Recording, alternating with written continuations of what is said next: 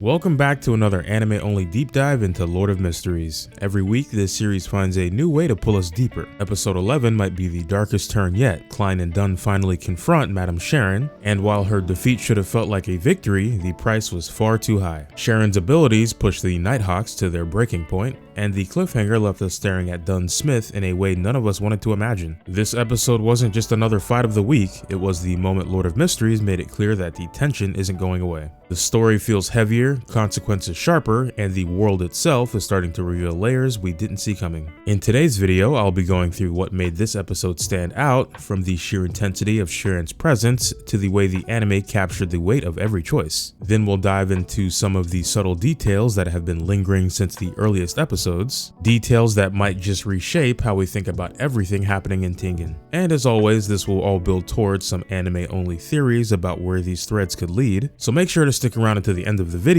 because this week's ideas might change the way you see the story so far. This video is going to be a little different from the others in this series. Normally we walk through every event in order, but this time I'm honestly bursting at the seams to get into the theories of today. So instead, let's just run down the highlight moments from this episode, the things that stood out most, the moments that made episode 11 one of the strongest yet. Right away, Sharon's abilities nearly tipped the entire city of Tengen into chaos. Demonist sect members are not to be underestimated, and the level of control she displayed was chilling. Lord of Mysteries has been steadily showing us how powerful Beyonders can become, and Sharon was one of the clearest proofs yet. We learn here that Sharon Koi is a Sequence 6 pleasure madam of the assassin pathway, and honestly, I love how unique these names are. Between all of the pathways, nearly 200 sequences exist, each with its own strange fitting title. It really shows the amount of thought put into this world. That said, Sharon's specific ability was a bit confusing. The way it's described makes it sound like she has to sleep with her targets to fully control them, and if that's the case, does that mean Sharon Koi literally slept with half the city, including the woman that slapped the taste out of her mouth in the previous episode? The anime leans into the horror of her power without fully spelling it out, but it raises some wild questions. Then there's the Saintess of White, the figure Sharon meets. She definitely gives off final boss energy, and it's obvious she's an even higher sequence than Sharon. The thought of what her powers might look like down the road is terrifying, and it makes me wonder how far the Nighthawks could possibly go before being completely outmatched. On the flip side, Klein's abilities are finally starting to show some serious progress. He's noticing things the others miss, thinking more tactically, and even came up with the brilliant idea to summon himself as a messenger. The visual sequence of him drifting in spirit form was stunning, and it's clear he's acting with a lot more caution compared to the reckless stare directly at a god Klein we saw earlier on. But not every choice in this operation made sense. Dunn deciding to have Fry cover the Chanis Gate shift and calling Kenley instead felt like a serious misstep. These are the same Nighthawks who were nearly wiped out 4v1 by Triss back in episode 5, and yet they went in with a fresh-faced sequence 9 as backup. They thought they had a foolproof plan with artifact 30217, the spirit medium's mirror, but it still came across as a rookie mistake. Why not bring Satoru Leonard instead? That choice caught up with them in the fight. Sharon had them completely cornered, and while Dunn's strength has clearly increased since adopting the acting method, it was obvious she wasn't going down quietly. Kenley ended up killing himself with the artifact, and Klein nearly followed, saved only by the Fog's brief intervention. The despair in this fight was overwhelming. When Dunn realized Sharon wasn't trapped under his nightmare, we finally got the one-on-one clash between them, and it did not disappoint. This was also the first time we saw this ability Sandman. The imagery of gravestones rising around Sharon was haunting, and the moment she realized she was in real danger gave me chills. Dunn's presence was overwhelming here, and with the acting method, he truly looked more than capable of matching a Sequence 6. That back and forth between them was pure spectacle, trading blows at a speed where no one else could keep up, using advanced techniques in a way that reminded me of those classic anime fights. It honestly had me flashing back to Dragon Ball Z, specifically Goku vs Cell during the Cell games, where only Goat Han could really track the fight. It was that intense, and it showed just how far Dunn has come. And then just as we're catching our breath, the episode leaves us with one final blow, Dunn Smith turning cannibal. That horrifying cliffhanger is where the real questions begin, and we'll get into those theories in the next section.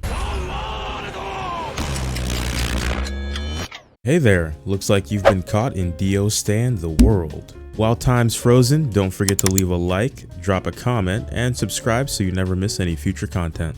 Alright, time's up, back to the video. Before we dive into today's theories, I want to make a quick observation on how the weekly Neil's Mysticism classes are being released. I've noticed a lot of people watching them all at once before they drop on Crunchyroll, but if you're an anime only viewer, I really recommend sticking to the release order. For example, the Mysticism class on episode 8 explained the Forsaken Land, which only became relevant in episode 10. If I had watched that class ahead of time, adjacent to when the show's episode 8 dropped, I think I would have forgotten about it by the time it mattered. The classes feel intentionally timed to give us knowledge just when it becomes relevant, so personally I'd say let them roll out alongside the episodes instead of binging them all at once. Now on to the theories, and honestly the biggest question of the week is obvious. What in the world is Dunn doing? Episode 11 ends with him in a trance eating Kenley's heart, and that image has been burned into my brain ever since. Based on the clues we've been given, I've got 3 possible explanations and each one leads to some wild places. The first idea connects to the red moon we keep seeing this episode. Back in episode 1, Dunn mentioned that his sleepless pathway abilities grow stronger at night, and throughout the series, the moon has been shown over and over again, almost too often to ignore. It got me thinking, what if nightmare sequence beyonders can actually lose pieces of themselves under the influence of the night or under that ever-present red moon? The ending of episode 11 could be showing us exactly that, Dunn being overtaken by something tied to the time of night and the phase of the moon. The second theory is closely related but a little different. Maybe what we saw isn't about the moon at all, but about Dunn fully embodying the nightmare sequence. We know he's been practicing the acting method, and we've already seen how much stronger he's become, strong enough to hold his own against a sequence 6 like Sharon. What if part of digesting the nightmare potion is that you actually become the nightmare, losing your sense of self, acting out in ways that even you can't control? If that's the case, the cliffhanger isn't Dunn being possessed, it's Dunn becoming exactly what his pathway demands of him. And now the third theory, the rabbit hole that had me pausing, rewinding, and rewatching the entire show from episode 1 onward. This one involves Sharon Koi, the sealed artifact 008, and a feather. At the start of episode 11, when Sharon has the city nearly under her control, there's a close-up of one of the townspeople's eyes. The effect is almost identical to the blue glare we see in Dunn's eyes near the end of the episode. That alone had me wondering if Dunn was being controlled, but then there's the artifact connection. Back in episode 10, Dunn warned Klein about Ince Zangwill, a Beyonder who lost control and possesses sealed artifact 008, an object so dangerous that Dunn said encountering it was basically a guaranteed death sentence.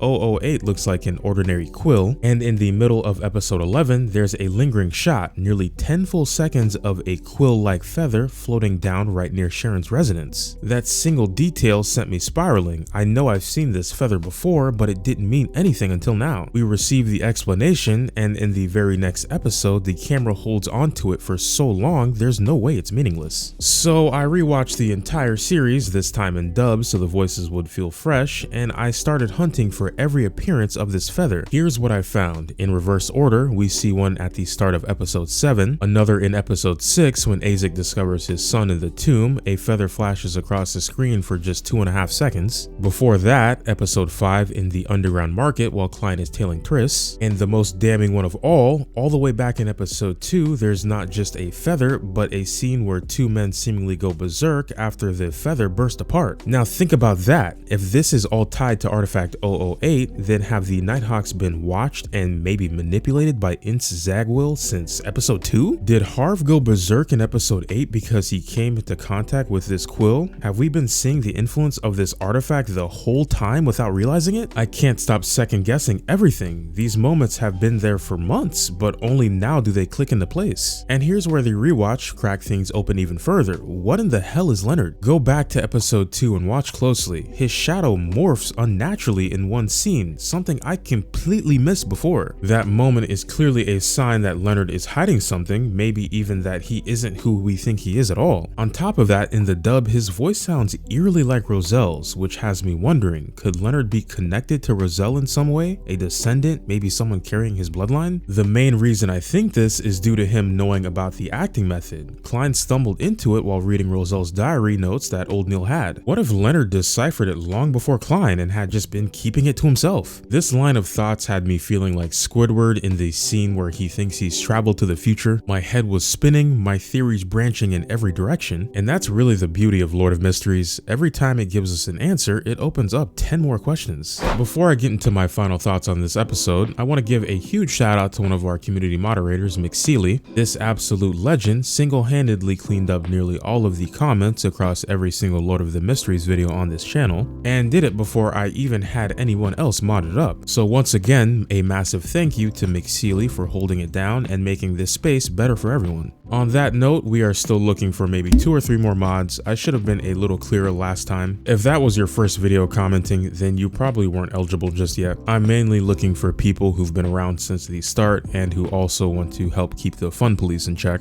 So if you'd like to help out, drop a comment with the word moderate and hit me up on Discord so we can chat. Episode 11 was equal parts exhilarating and devastating. Sharon's defeat should have felt like a triumph, but the cost was unbearable. Another Nighthawk is gone, and Dunn's fate is more uncertain than ever. The battle itself delivered some of the best animation and tension the series has shown so far, but the real takeaway is how relentless Lord of Mysteries has become. Every victory comes with a price, every answer comes with more questions, and the story is only getting darker. The theories about Dunn, the strange quill, and Leonard's true nature have me more hooked than ever. But more than that, this episode proved that no one is safe. We've already lost old Neil, and now Kenley. If Dunn truly loses himself next, I don't know how the Nighthawks will hold together. As an anime only, I can honestly say this is the most unpredictable and layered series I've followed in a long time. Every week feels like a test of how much mystery and tragedy we can handle. And every week, I'm right back here, ready for more, and hopefully you will be too. Catch you in the next one.